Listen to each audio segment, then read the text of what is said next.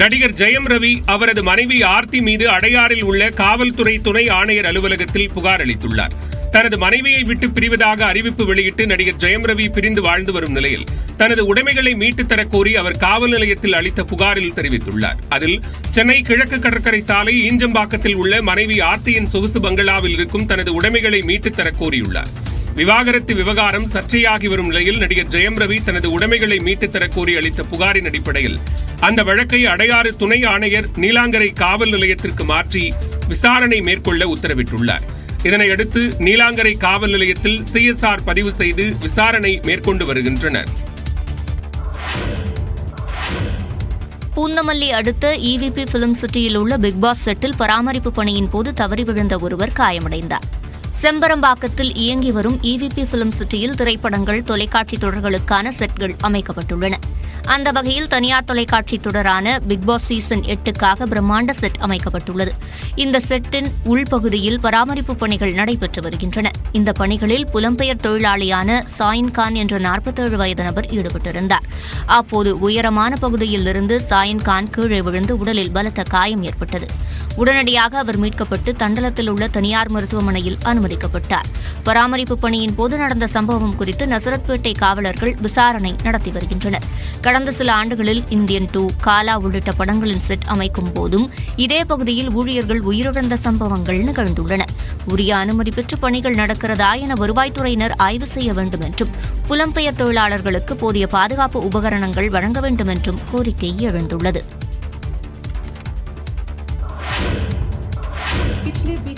வேளாண் சட்டங்கள் மீண்டும் கொண்டுவரப்படும் என்று கங்கனா ரணாவத் பேசியதற்கு எதிர்ப்பு வலுத்த நிலையில் அவர் தனது வார்த்தைகளை திரும்பப் பெறுவதாக அறிவித்துள்ளார். பாஜக எம்பியான நடிகை கங்கனா ரணாவத் அண்மையில் செய்தியாளர்களிடம் பேசும்போது மத்திய அரசு திரும்பப் பெற்ற 3 வேளாண் சட்டங்களை மீண்டும் கொண்டுவரப்படும் என்று கூறினார்.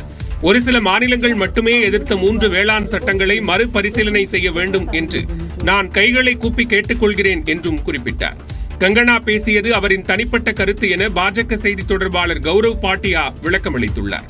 பாஜக சார்பில் இதுபோன்ற அறிக்கையை வெளியிட கங்கனாவிற்கு அதிகாரம் இல்லை என்றும் இந்த கருத்தை பாஜக கண்டிப்பதாகவும் அவர் தெரிவித்திருந்தார்.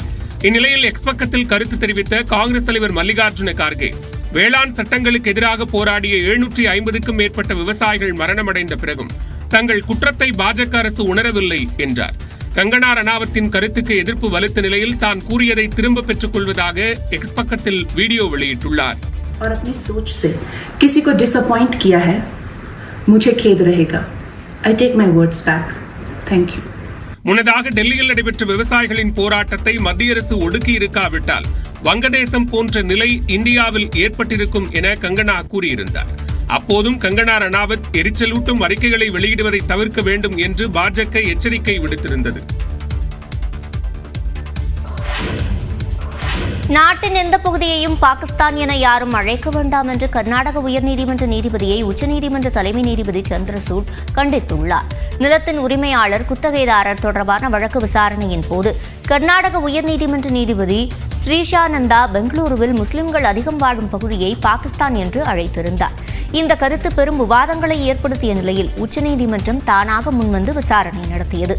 நீதிபதி ஸ்ரீஷானந்தாவுக்கு மத்திய அரசின் தலைமை வழக்கறிஞர் வெங்கடரமணி, மத்திய அரசின் சொலிசிட்டர் ஜெனரல் துஷார் மேத்தா ஆகியோர் ஆஜராகினர். உயர்நீதிமன்ற நீதிபதி தரப்பில் பொது மன்னிப்பு தெரிவித்து அறிக்கை தாக்கல் செய்யப்பட்டது. அப்போது கருத்து தெரிவித்த நீதிபதிகள், நாட்டில் உள்ள பெரும்பாலான நீதிமன்றங்கள் தற்போது வழக்கு விசாரணையை நேரலை செய்து வருகின்றன என்றனர்.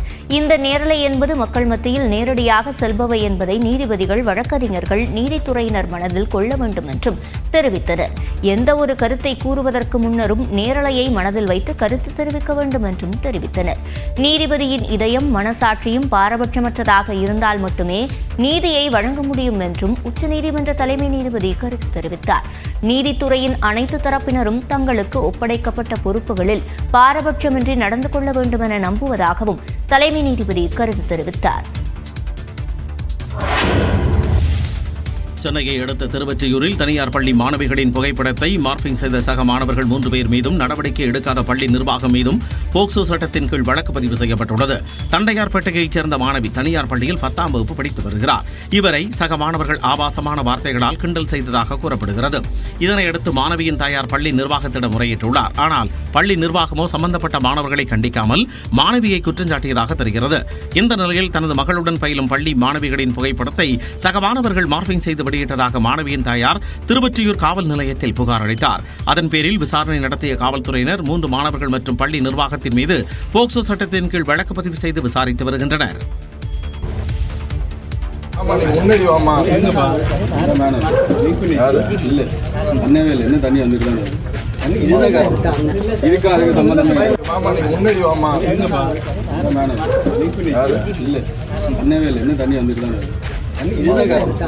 தஞ்சாவூரில் ஆய்வுப் பணியின் போது செல்போன் பேசிய அதிகாரியின் செல்போனை மேயர் பறித்த காட்சிதான் இது.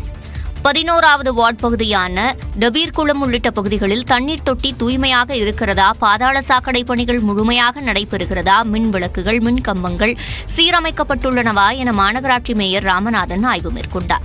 அப்போது உதவி பொறியாளர் ஆனந்தி என்பவர் செல்போன் பேசியபடி மேயர் சொல்வதை காதில் வாங்காமல் இருந்ததாக தெரிகிறது. இதை பார்த்து ஆத்திரமடைந்த மேயர் உதவி பொறியாளரின் செல்போனை பிடுங்கினார்.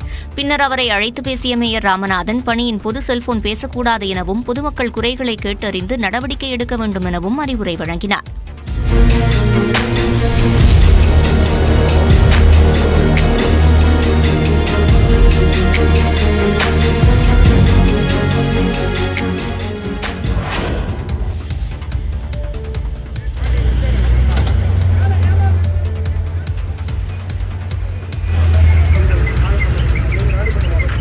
இப்படி அப்பளம் போல நொறுங்கி கிடக்கும் வேனில் பயணம் செய்த சிறுவன் உட்பட 6 பேர் உயிரிழந்தது சோகத்தை ஏற்படுத்தியுள்ளது.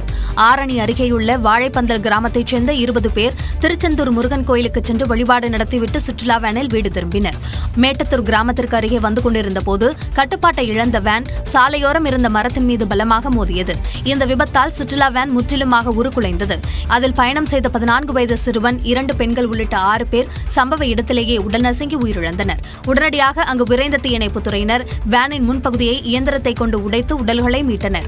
இந்த விபத்தில் காயமடைந்த 14 பேர் விழுப்புரம் மாவட்டம் முண்டியம்பாக்கம் அரசு மருத்துவக் கல்லூரி மருத்துவமனையில் அனுமதிக்கப்பட்டுள்ள நிலையில் 4 பேர் கவலைக்கிடமாக இருப்பதால் பலி எண்ணிக்கை அதிகரிக்கக்கூடும் என்று அஞ்சப்படுகிறது.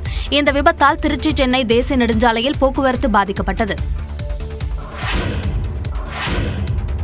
பழனி பஞ்சாமிர்தம் குறித்த அவதூறு கருத்துக்களை இணையத்தில் பரப்பிய இயக்குநர் மோகன் மீது பழனி திருக்கோயில் பஞ்சாமிர்த பிரிவு கண்காணிப்பாளர் காவல் நிலையத்தில் புகார் அளித்துள்ளார். பழனி தண்டாயுதபாணி கோவிலில் பக்தர்களுக்கு பிரசாதமாக வழங்கப்படும் பஞ்சாமிர்தத்தில் ஆண்மை குறைவை ஏற்படுத்தும் மாத்திரைகளை பயன்படுத்துவதாக கருத்து தெரிவித்ததாக இயக்குநர் மோகன் மீது குற்றச்சாட்டு எழுந்தது. இது தொடர்பாக திருச்சி சமயபுரம் காவல் நிலையத்தில் இந்து சமய அறநிலையத்துறை மேலாளர் கவியரசு புகார் அளித்தார். இந்த வழக்கு தொடர்பாக கைது செய்யப்பட்ட மோகனை திருச்சி நீதிமன்ற நீதிபதி பாலாஜி சொந்த ஜாமீனில் விடுவித்து உத்தரவிட்டார். இந்நிலையில் பழனி பஞ்சாமிர்தம் குறித்த அவதூறு கருத்துக்களை இணையத்தில் பரப்பியதாக இயக்குநர் மோகன் மீது பழனி திருக்கோயில் பஞ்சாமிர்த பிரிவு கண்காணிப்பாளர் பாண்டியராஜ் காவல் நிலையத்தில் புகார் அளித்துள்ளார். தமிழக வெற்றிக் கழகத்தின் மாநாட்டிற்கு காவல்துறை அனுமதி வழங்கவில்லை என வெளியாகும் தகவல் தவறானது என்று தாவேக தரப்பில் தெரிவிக்கப்பட்டுள்ளது.